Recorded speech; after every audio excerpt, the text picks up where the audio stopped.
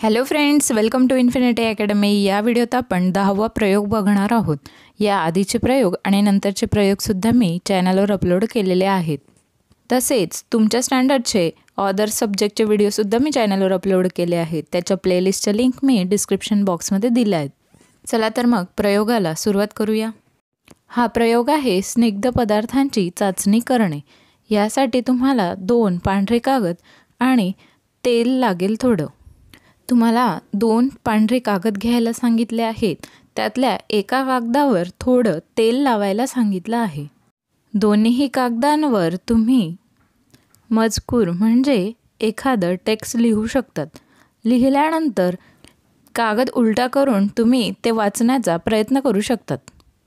अशा पद्धतीने तुम्ही प्रयोग करायचा आहे। या प्रयोगाचं निरीक्षण तुम्ही लिहून घ्या। तेल न लावलेल्या कागदाचा मजकूर वाचता आला नाही। आता बघा, तेल जिथे नव्हतं लावलं असा जो कागद होता, 2 कागद आपण घेतलेत ना, त्यातला तेल न लावलेला जो कागद होता त्याच्यावर जे लिहिलेलं आहे ते तुम्ही वाचू शकणार नाही। तसंच तेल लावलेल्या कागदातून मजकूर वाचता आला। जिथे तेल लावलं आहे त्या कागदातनं जे लिहिलेलं होतं ते आपल्याला वाचता आलं।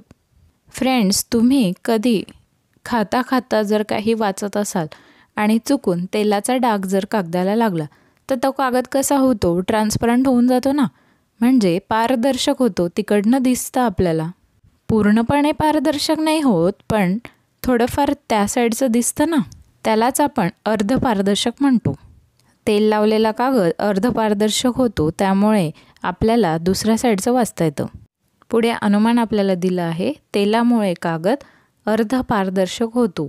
तेल नसलेला कागद अपारदर्शक असतो। अपारदर्शक म्हणजे अजिबात तिकडचं दिसत नाही।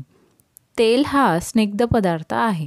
तेल काय आहे? स्निग्ध पदार्थ आहे, त्यामुळे कागद अर्धपारदर्शक होतो। तेल हा स्निग्ध पदार्थ आहे याची ही चाचणी आहे। अशा पद्धतीने निरीक्षण आणि अनुमान तुम्ही लिहून घ्या।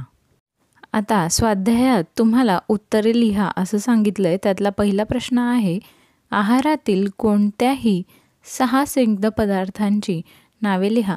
6 स्निग्ध पदार्थ बघा: शेंगदाणे, बदाम, तूप, लोणी, मांस, अंड्यातील बलक।